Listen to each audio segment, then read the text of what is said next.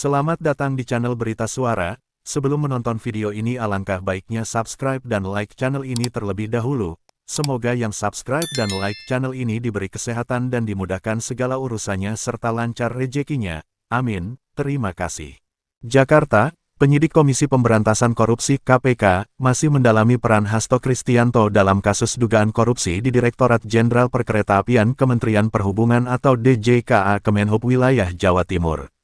Menurut Direktur Penyidikan KPK Asep Guntur Rahayu, penyidik saat ini masih mencari informasi dan bukti-bukti keterlibatan Sekretaris Jenderal PDI Perjuangan (PDIP) itu. Sekarang masih berjalan, tentunya kita meminta keterangan beberapa pihak, kemudian juga minta atau mencari bukti-bukti yang berkaitan dengan bersangkutan, kata Asep Guntur di Gedung Merah Putih KPK, Jakarta Selatan, Selasa, tanggal 8 Oktober tahun 2024. Dia menyebut, saat ini status Hasto di kasus korupsi di DJKA masih sebagai saksi sehingga penyidik masih perlu mencari informasi lebih dalam. Sebelumnya, juru bicara Jubir KPK Tessa Mahardika, pada tanggal 19 Juli tahun 2024, mengatakan Hasto Kristianto diperiksa di kasus DJKA Kemenhub Wilayah Jawa Timur dalam kapasitasnya sebagai konsultan. Tessa mengungkapkan sesuai dengan data administrasi kependudukan atau Adminduk, pekerjaan Hasto tertera sebagai konsultan dalam rangka pemanggilan sebagai saksi atas kasus korupsi DJKA Kemenhub. Kasus korupsi DJKA Kemenhub ini bermula dari operasi tangkap tangan pada April tahun 2023. KPK awalnya menetapkan 10 tersangka dalam kasus dugaan pemberian suap proyek pembangunan dan pemeliharaan rel di Sumatera, Jawa dan Sulawesi. 6 dari 10 tersangka itu berperan sebagai pemberi suap, sedangkan 4 lainnya adalah penerima suap. Belakangan, jumlah tersangka bertambah menjadi 17 orang dan 1 perusahaan. Salah satunya adalah Yofi Oktarisza yang pernah menjadi PPK BTP Semarang pada 2017 hingga 2021. Berdasarkan laporan majalah Tempo berjudul, Siapa Saja Penikmat Duit Korupsi Proyek Rel Kereta Api, sejumlah nama diduga menerima aliran dana dari duit haram tersebut. Salah satunya adalah seseorang yang diklaim sebagai kerabat dekat Presiden Joko Widodo, yaitu Wahyu Purwanto. Dia diduga turut menikmati uang suap itu. Hal ini berdasarkan sejumlah fakta penting yang terungkap dalam persidangan dan salinan putusan Harno Trimadi, mantan Direktur Prasarana Perkeretaapian. Dia adalah salah satu tersangka dalam kasus korupsi tersebut. Harno terbukti menerima suap sebesar 3,2 miliar rupiah dari pengusaha pelaksana proyek rel kereta api Jawa Tengah, Dion Renato Sugiarto. Akibat perbuatannya, dia pun divonis 5 tahun penjara dan denda 300 juta rupiah pada tanggal 11 Desember tahun 2023.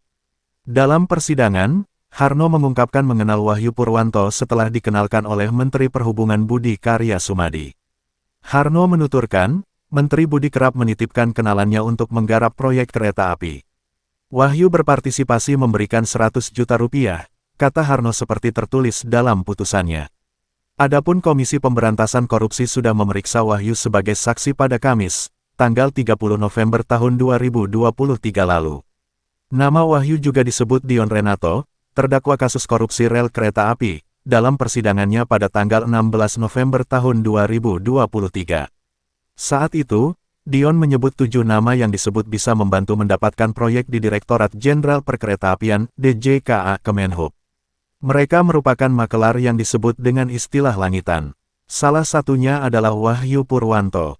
Jakarta, penangkapan Sekretaris Jenderal PDI Perjuangan (PDIP), Hasto Kristianto, oleh Komisi Pemberantasan Korupsi (KPK) pada Kamis, tanggal 20 Februari tahun 2025, menjadi pukulan besar bagi partai tersebut. Hasto ditahan setelah 59 hari berstatus sebagai tersangka dalam kasus dugaan suap pengurusan pergantian antar waktu, PAL anggota DPR dan perintangan penyidikan terkait buronan Harun Masiku. Ia akan menjalani masa tahanan awal selama 20 hari di rumah tahanan kelas I Jakarta Timur hingga tanggal 11 Maret mendatang atau selama 20 hari guna kepentingan penyidikan. Penahanan Hasto memicu berbagai reaksi politik, baik dari internal PDIP maupun pihak eksternal. Dalam hal ini, PDIP segera mengambil beberapa sikap dan pernyataan untuk merespons situasi ini. Tim hukum PDIP gelar konferensi pers. Bertepatan dengan hari yang sama dengan penahanan Hasto, tim hukum PDI Perjuangan menggelar konferensi pers di kantor DPP PDI Perjuangan. Dalam pernyataannya, Mereka mengkritik proses penahanan Hasto oleh KPK, khususnya terkait kehadiran aparat kepolisian yang dianggap berlebihan. Tim hukum menilai tindakan tersebut tidak menghormati peraturan perundang-undangan, terutama karena mereka sedang mengajukan upaya hukum terkait kasus ini. PDIP mencurigai adanya intervensi pihak luar dalam proses hukum terhadap Hasto. Ketua DPP Bidang Reformasi Hukum PDIP, Roni Talapesi, menduga bahwa penahanan Hasto tidak sepenuhnya dilakukan secara independen oleh KPK, melainkan atas tekanan dari pihak eksternal. Roni merujuk pada pernyataan mantan Wakil Ketua KPK Alexander Marwata dalam rapat kerja bersama Komisi 3 DPR pada Juli tahun 2024. Dalam rapat itu, Alexander menyatakan bahwa KPK menghadapi tantangan dalam memastikan loyalitas penyidiknya, yang berasal dari berbagai instansi seperti Kejaksaan Agung dan Polri. Roni menilai hal ini menjadi indikasi kuat bahwa ada pengaruh eksternal dalam kasus yang menjerat Hasto. Menurutnya, langkah hukum terhadap Hasto mulai menguat setelah ia aktif mengkritik situasi demokrasi dan kekuasaan di Indonesia. Sehari setelah pelantikan pimpinan KPK yang baru, Hasto langsung dijadikan tersangka. Ini tidak bisa dilepaskan dari dinamika politik, ujar Roni dalam konferensi pers di kantor DPP PDIP, Jakarta Pusat, Kamis, tanggal 20 Februari tahun 2025. Roni turut menyoroti bahwa penahanan Hasto dilakukan di tengah proses pra-peradilan yang sedang berlangsung di Pengadilan Negeri Jakarta Selatan. Menurutnya, seharusnya KPK menunggu keputusan hakim sebelum menahan Hasto. Penyidik KPK tidak menghormati proses hukum yang tengah berjalan, kata Roni. Ia menegaskan bahwa jika nantinya hakim memutuskan bahwa penetapan tersangka terhadap Hasto tidak sah, maka KPK harus membebaskannya, sesuai dengan Pasal 82 Undang-Undang Nomor 8 Tahun 1981 tentang Hukum Acara Pidana. Megawati perintahkan Kepala Daerah PDIP tunda retret di Akmil. Ketua Umum PDI Perjuangan Megawati Soekarnoputri menginstruksikan seluruh kepala daerah dari partainya untuk menunda keberangkatan mereka ke retret yang dijadwalkan berlangsung di Akademi Militer Akmil, Magelang. Keputusan ini diambil sebagai respons terhadap penahanan Sekretaris Jenderal PDIP, Hasto Kristianto, oleh Komisi Pemberantasan Korupsi (KPK). Instruksi tersebut tertuang dalam Surat Nomor 7294 INDPPII 2025 yang diterbitkan pada Kamis, tanggal 20 Februari tahun 2025. Dalam surat tersebut, Megawati mengarahkan kepala daerah dan wakil kepala daerah dari PDIP untuk menunda perjalanan mereka ke Magelang, menghentikan perjalanan jika sudah dalam perjalanan menuju lokasi, serta tetap dalam komunikasi aktif untuk menunggu arahan lebih lanjut. Kepala daerah dan wakil kepala daerah untuk menunda perjalanan yang akan mengikuti retret di Magelang pada tanggal 21 sampai 28 Februari tahun 2025. Sekiranya telah dalam perjalanan menuju kota Magelang untuk berhenti dan menunggu arahan lebih lanjut dari Ketua Umum, tulis Megawati dalam surat itu. Selain itu, Megawati juga memerintahkan ratusan kepala daerah PDIP untuk tetap aktif berkomunikasi dengan DPP PDIP untuk menunggu perkembangan berikutnya terkait perkembangan politik nasional. Tetap berada dalam komunikasi aktif dan standby commander call, ujarnya, sebagaimana dikutip dari Antara. Juru bicara PDIP, Guntur Romli, mengonfirmasi adanya surat instruksi tersebut. Namun, ia menolak memberikan keterangan lebih jauh terkait latar belakang keputusan tersebut. Mohon dikutip suratnya tanpa tambahan informasi apapun, ujar Guntur saat dihubungi Tempo pada Kamis, tanggal 20 Februari malam. Ketika ditanya soal kemungkinan adanya pertemuan di kediaman Megawati di Jalan Toko Umar, Jakarta Pusat, pada malam yang sama, Guntur mengaku tidak mengetahui adanya agenda tersebut. Saya tidak tahu dan tidak ikut dalam pertemuan itu, katanya. PDIP tak tunjuk Pit Sekjen, Megawati ambil alih komando. Setelah penahanan Hasto, PDIP tidak menunjuk pelaksana tugas Pit Sekjen. Ketua DPP Bidang Kehormatan PDIP, Komarudin Watubun, menyatakan bahwa segala keputusan terkait partai akan langsung berada di bawah kendali Megawati Soekarnoputri. Komando tetap berada di tangan Ketua Umum, ujar Komarudin. Mengenai kemungkinan langkah politik untuk membela Hasto melalui fraksi PDIP di parlemen, ia menyebut bahwa keputusan itu sepenuhnya berada di tangan Megawati. Fraksi PDIP di DPR, kata Komarudin, adalah perpanjangan tangan dari DPP, sehingga mereka harus menunggu arahan lebih lanjut. Fraksi adalah perpanjangan dari DPP, jadi semua harus menunggu komando dari Ibu Ketua Umum, pungkasnya. Jakarta, Direktur Penyidikan Komisi Pemberantasan Korupsi KPK Asep Guntur Rahayu, menyebut status Sekretaris Jenderal PDI Perjuangan, Hasto Kristianto, pada perkara Harun Masiku masih sebatas saksi. Sehingga, penyidik perlu untuk menggali informasi dan bukti-bukti tentang dugaan keterlibatan Hasto.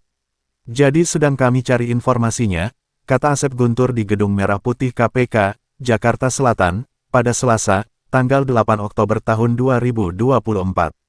Asep menegaskan, penyidik tidak pernah memiliki rencana menunda penanganan kasus Harun Masiku meskipun kurang dari 3 bulan akan ada pergantian pimpinan KPK. Bahkan penyidik ingin segera menuntaskan perkara tersebut.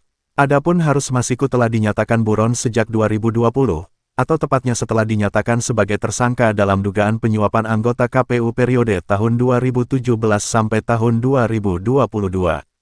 Inginnya hari ini, kalau ada informasi baru, saya selesaikan karena itu juga jadi utang kita, katanya. Jadi tidak ada keinginan dari kami untuk menunda-nunda perkara. Pada kesempatan yang berbeda, Hasto Kristianto menyatakan tidak tahu keberadaan Harun Masiku.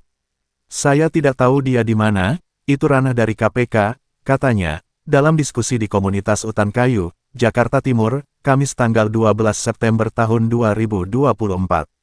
Saya sudah diperiksa dalam pengadilan dan itu adalah satu proyek politik yang ditujukan kepada saya sejak awal. Hasto mendengar dari internal KPK bahwa kasus Harun Masiku merupakan proyek politik untuk melihat respons Firly Bahuri ketika masih menjadi ketua KPK. Ditambahkan Hasto, dirinya dijadikan target politik untuk menguji Firly. Jadi dari motifnya itu adalah suatu target, menetapkan saya sebagai target, kata Hasto. Hasto mengklaim, sudah ada putusan dari Mahkamah Agung atas Harun Masiku yang dinilai memiliki legalitas untuk dilantik berdasarkan mekanisme partai PDIP. Dia adalah sosok yang sebenarnya menjadi korban, ujarnya. Adapun untuk suap kepada anggota KPU, kata Hasto, dirinya tidak terbukti menerima atau memberi suap saat bersaksi di persidangan 2020.